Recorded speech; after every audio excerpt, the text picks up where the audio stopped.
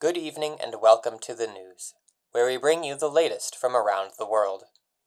News from the League of Nations. Joseph Avenal, Secretary General of the League of Nations, resigned from his position this week after falling down a flight of stairs during a consultation with the French delegation, citing an inability to carry out his duties. He was replaced by his deputy, Sean Lester. French and British delegates believed Avenal was sympathetic to the Axis powers, while German and Italian delegates believed his weak leadership highlighted the failings of the League.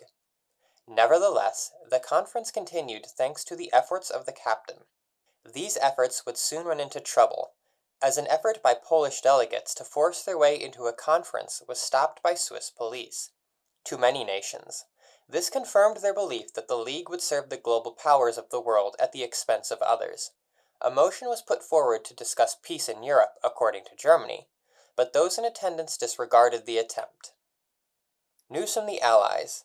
Belgian authorities shared intelligence with the Netherlands and Allied powers that Germany may be planning to attack through the entire region. In response, French authorities began a common defense plan among all nations involved. This plan would see defenses extended to Belgium and the Netherlands in an effort to preserve Allied access to ports in the region. Military actions in these countries would be seen as a violation of their stated neutrality, however, and some fear that these actions would be seen as a provocation by Germany and spur them to attack. Elsewhere, the Allies also promised to support Finland in case of invasion by the Soviet Union. The specifics of this aid were not discussed. News from the Axis. Germany began negotiations with Yugoslavia and Hungary to improve relations between them and to address Italian efforts in the region. News from the Comintern. The Soviet Union pushed for the Allies to accept German peace in the face of the Morgana invasion. Furthermore, they accused the Allies of being greedy and warlike for refusing to accept the fall of Poland. France and the United States were mildly receptive, but those in Britain saw the Soviets as little more than hypocrites and were becoming less and less receptive to their diplomacy. News from Italy. The Regia Marina returned to port after many long weeks of fighting, having exhausted their fighting capability for the time. Those who relied on Italy patrolling the sea would find themselves without support for the first time.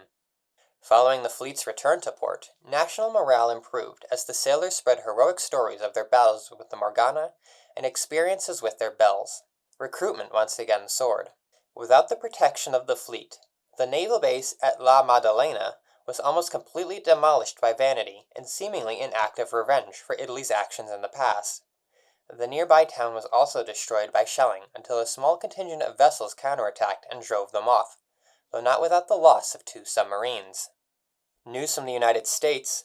The United States began a policy of convoy escorts this week after repeated attacks by Cowardice. As the Atlantic Fleet returned home, Cowardice was caught between the two and driven away towards Canada.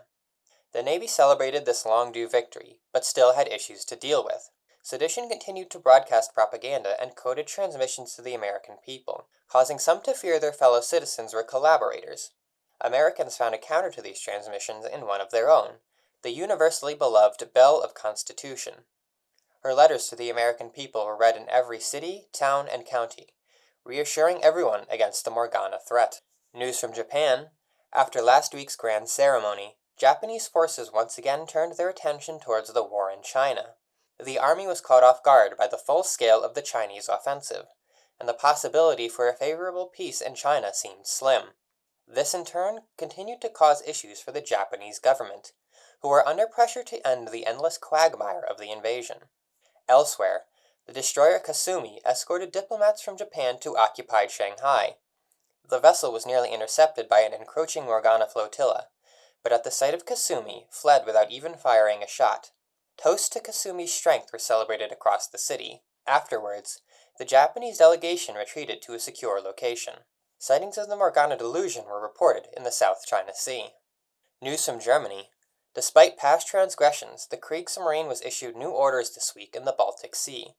The Navy was to observe the actions of the Morgana starvation without interference, as it was presently more interested in Germany's neighbors. Elsewhere, raiding against British shipping continued in earnest as the Royal Navy took time to return to port.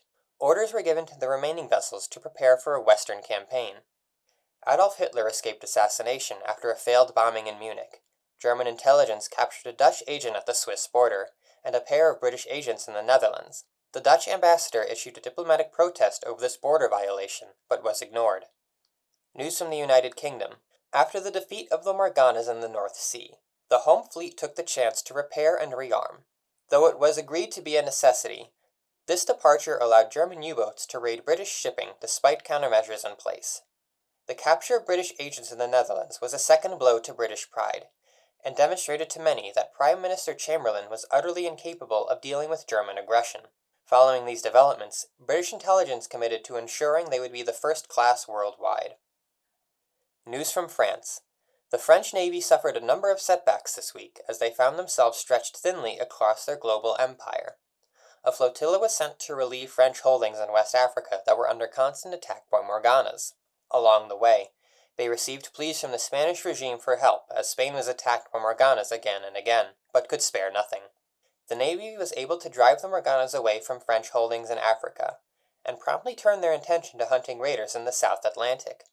The Americans had expelled venom away from their own borders, but the Morganas turned their attention to French holdings in the area instead. Still occupied at home, the Americans were unable to assist the French. News from the Soviet Union.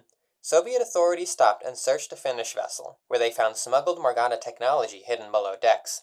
Sailors claimed it came from Argentina, but Soviets believed this was proof of collaboration.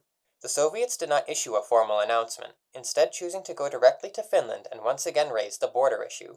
Both sides were again unable to reach an agreement, and Finland remained committed to keeping Soviet troops out of Finnish lands. That's all for this week. From all of us here at the studio, thank you for listening and stay safe out there.